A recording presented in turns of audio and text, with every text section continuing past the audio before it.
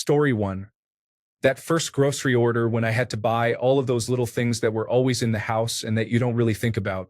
Laundry detergent, dryer sheets, shampoo, soap, paper towels, dishwasher tabs, candles, the list goes on. That is expensive. Story 2. Getting my first medical bill at 18, I was seriously ill and had been dehydrated for days. I finally gave in and went to the emergency room. I had no income, so they told me to apply for state insurance, but I was denied. About a month later, I received a $6,000 medical bill that I still cannot afford to pay. Story 3. In my mid-20s, I was pulled over on my motorcycle and accused of eluding and riding recklessly. I was definitely speeding, but I was unaware they were trying to pull me over. I had to hire a lawyer to contest the exaggerations and lies the officer wrote in his report. He had a witness claiming I was spinning my wheels and sliding around, as if I were somehow drifting my little 1982 Honda 450 in an effort to escape. It was completely false.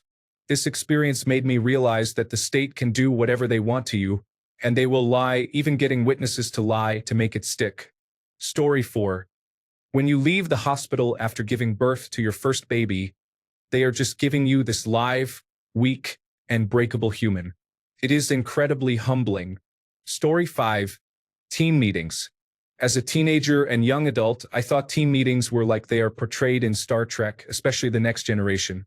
A group of specialists in various fields meets under the leadership of someone who wants to make an informed decision, and everyone can illuminate the issue at hand from their perspective. In reality, the person in charge often has no clue what the issue actually is annoyed by their team even mentioning differing viewpoints, and just wants to enforce their decision without any pushback. The meeting the following week is even worse because they made a terrible decision, but instead of addressing where things went wrong, they start the blame game. Story 6. In high school, a classmate killed another classmate in a fight over a girl. I grew up with both boys, as we all lived a few houses from each other. This experience made me realize quickly that life is short and you never know what individuals are capable of. Story 7. Maybe not the biggest, but it was the first time I encountered someone with psychopathy. I had studied psychological disorders and knew about dark triad personality traits, but I don't think I had ever encountered someone with so many of them. Mentally, I knew they could be charming, personable, intelligent, and so on, but it's quite another thing to see it in action. It took me a while to figure out what was going on, but when I did, I could quickly spot the other traits and distance myself. It's such a fascinating experience. It's like watching something that is as close to an alien life form as I am ever likely to see. They seem human, but there are parts that they simply do not possess and never will. Story 8. I moved out for the first time. I was at my place and had gone shopping, planning to cook some dinner. However, I had no pots or pans, no spices, no utensils, and no plates. I had simply bought food. Is that the way it is supposed to be? Story 9. I was earning just above minimum wage in 2010.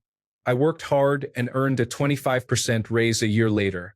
A month after that, new hires were introduced who had double my salary because they came from a management school. Story 10. I was attacked in school by multiple students. I couldn't defend myself. I was the only one suspended despite witnesses and video footage.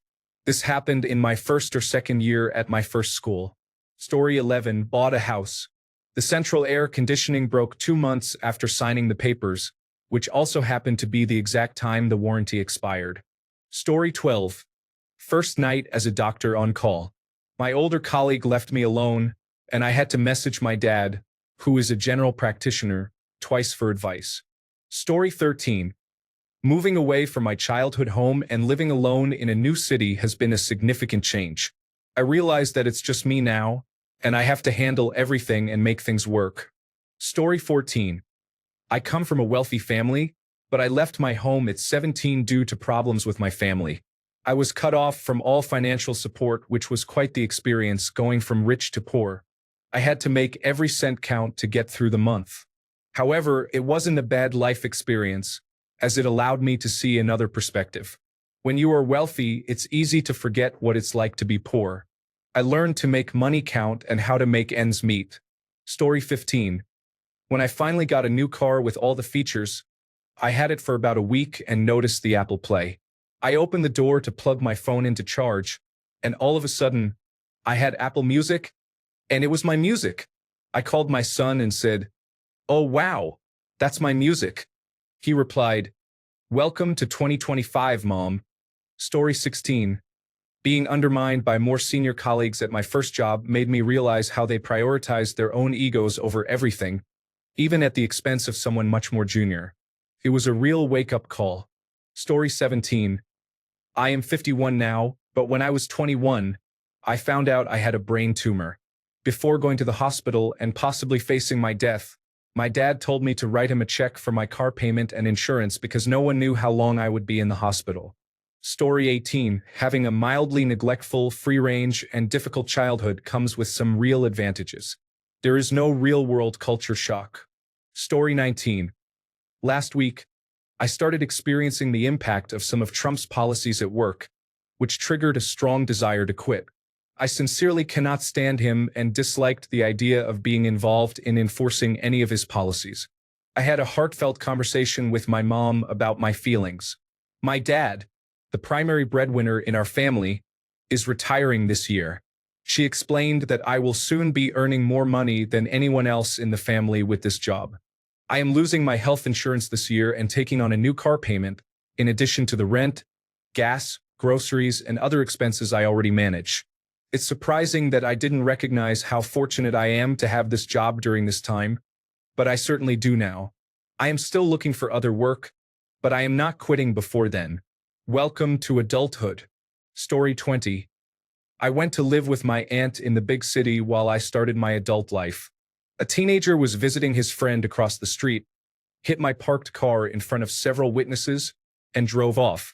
I didn't call the police because my aunt said she knew the neighbors and found the kid through them. I didn't want to hit and run on the nice suburban kid's record. I talked on the phone with his mother, but he denied everything. Sure enough, when I went to file an insurance claim, it was denied because there was no proof it ever happened, as the damage was on my car and not his. If I had called the police right then and there for a hit and run, he would have been held accountable, and I would have been compensated for the damages. Welcome to the real world. Story 21. For me, and I am sure many others, the death of your parents, especially at a young age or before starting your own family, can be a profoundly difficult experience. Story 22. This is going to sound crazy. The first time I watched someone die, I couldn't fix it. For context, I was a very young and new paramedic. Story 23. I moved to a new state after graduation without any job prospects, and it turned out to be quite expensive. I went from an upper-middle-class lifestyle to being on the verge of homelessness, which was a significant reality check. However, it grounded me, and I am grateful for those years in hindsight. Story 24. I grew up in a developing country in Asia, and my parents raised me in a very sheltered environment. I only learned to cross a busy road alone when I was in college, as someone was always with me when I was going somewhere. My world before was limited to our house, a gated village, malls, and expensive schools. Before my college graduation, we had to apply for the licensure exam. It was my first time arranging something without my parents, and the place where we had to submit the papers was small and crowded with thousands of applicants. We had to go through long lines at each step of the application process. I grew up in Manila but never actually experienced how crowded and chaotic it is until then. That was when I realized my sheltered life as a student had ended. Story 25. I was 17 years old and had recently started work as a part-time kitchen porter while still in high school. Suddenly, I went from a world of playing computer games, cuddling with the family dog, and reading science fiction and fantasy books all day to a hectic environment of dirty sinks, dirty floors, mops, buckets, and various machines that all needed care. I faced a group of unsupportive men who expected me to meet high standards in exchange for a low hourly wage and were often unwelcoming, even when I consistently met their expectations. Story 26. Being unemployed and unable to find work to the point of homelessness makes you realize that you are truly alone and that nobody seems to care. Story 27. It's never enough. I finally broke 6 figures 2 years ago, and after accounting for taxes, inflation, and the cost of living, I began to think about how to make more. Story 28. When my boyfriend of 2 years ended our relationship because I didn't have a real job and he wanted to be with someone more qualified and ambitious. I was a set production assistant in films at that time. Story 29. I grew up in a lower middle class family and didn't really know anything about finances until I was on my own. My budget consisted of rent, utilities, food, and cable, nothing else, right? Wrong. My husband and I had good-paying jobs, enough to go on vacations, elk hunts, jewelry, and cover the entire table during celebrations. My husband received Social Security, he was on disability before that, and I was recently diagnosed with attention deficit hyperactivity disorder. The diagnosis hit me hard and fast, and now I struggle to keep a job or even get an interview due to my age. I wish we had thought about setting aside more savings. Now, we are dealing with a significant amount of credit card debt and medical collections. Story 30. I was a freshman in college and finally got my car running in the second semester. One weekend, my friends and I decided to take a ski trip to the mountain. When we were about 10 minutes from the resort, my engine started overheating and smoking, and I had to pull over. However, due to the snowbanks on either side, I couldn't do so safely, which caused a huge traffic jam. My friends ended up meeting with other friends to ski and eventually hitched a ride with them. Finally, someone from the resort came, hooked me up to a winch, and towed me half a mile to the end of the parking lot. In the parking lot, I had no cell service, so I had to hike up to the lodge to call a tow truck. The tow truck company kept asking me for information about the car, so I had to walk in the snow back to the car and then back to the lodge to call them again. They told me to wait by the car. That entire day, I walked 7 miles, going back and forth between the two locations. 1 hour after they said they would be there, I hiked back to the lodge to call them. They said they had come but couldn't find me and tried calling me, but I didn't pick up because I didn't have cell service next to the car. They finally agreed to send a second tow truck, and when he arrived, we talked. He said the closest place to tow me was 2 hours away and would cost $700. Story 31. I think after doing a lot for people at work, they often feel under no obligation to help in return. Despite big favors, significant projects, referrals, and job opportunities, it's the harsh reality of life that there is no law requiring anyone to reciprocate. Story 32. When I had to move houses by myself, I still cannot believe my dad did not help me. Since then, I have moved to 3 cities and a different country, then back to my own country. I became quite competent, but it would have been nice to have my parents assist me. Story 33. Filing for taxes and realizing I was essentially being punished for not having a child and for not being completely broke. As a side note, I am in my late 20s and earn $43,000 a year after taxes, and I was ordered to pay an additional $3,000. Story 34. When I received my first paycheck, I was thrilled to see the amount until I realized taxes had taken a significant cut. I looked at the numbers for a moment, thinking, wait, where did the rest of my money go? That was the day I realized salary does not equal take-home pay. Rent, bills, and food consume it all. It seems easy for adults, but it is definitely not. Bonus fact: the government takes your money before you even see it, but if you owe them, they expect every cent on time. Welcome to adulthood. Story 35. I got a real job and thought I was making good money. After a few months, I noticed my bank account was barely growing. I calculated my monthly expenses and realized I was using Microsoft Excel. Story 36. I moved out of my parents' house and to a state 300 miles away by myself for a job. My first day on the job was September 11th. The real world completely changed that day, but it was a very lonely experience. Story 37. Growing up, my entire community and school united against the school board in protest of their decision to dismiss the principal. As a child, I thought if all the students, teachers, and parents disagreed with their decision, it would not be implemented. However, it did happen. It doesn't matter what the majority wanted when those in power seek something different. That's reality. Story 38. It was difficult to find an apartment, so I moved in with a partner who had been in the queue for a rental for many more years than I had. A few months later, he cheated on me and ended our relationship.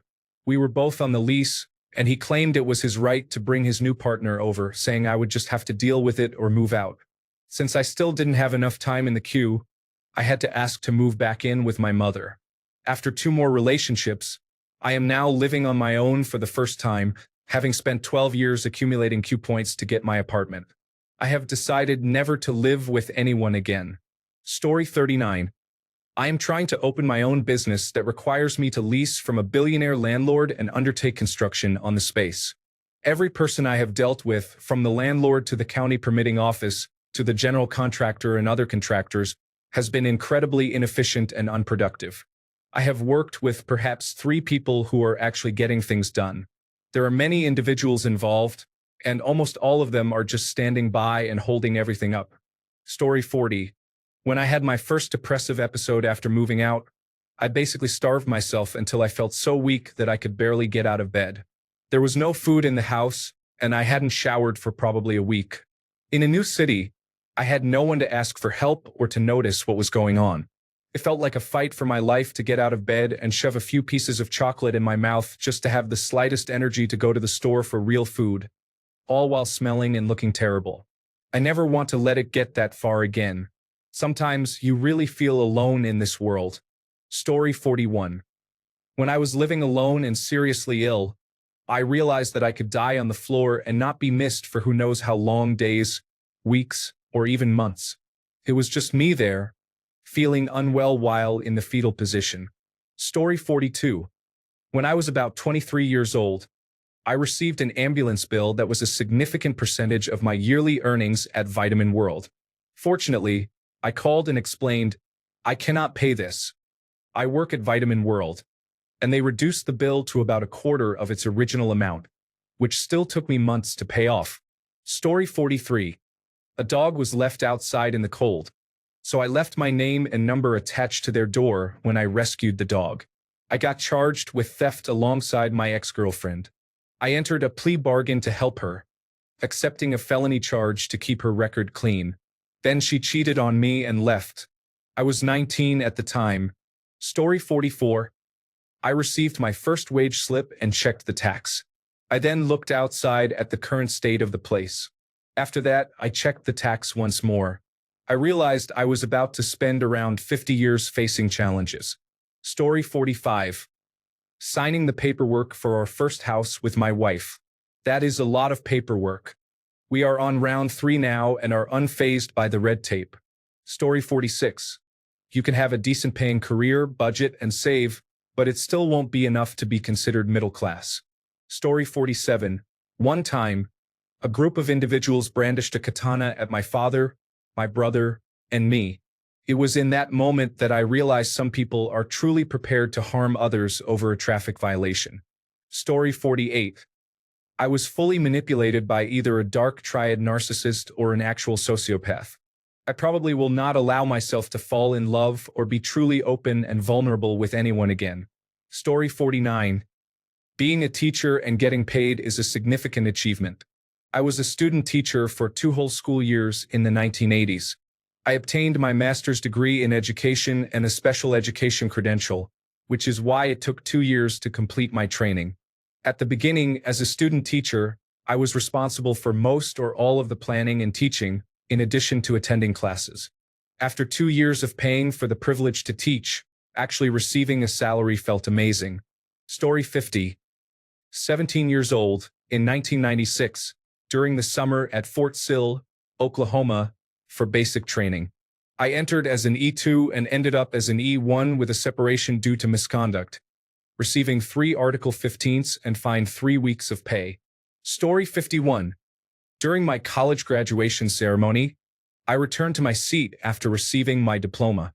When I sat down, I accidentally sat on my belongings. It hurt a lot.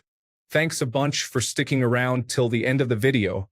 Remember to subscribe, and until next time, stay awesome and goodbye.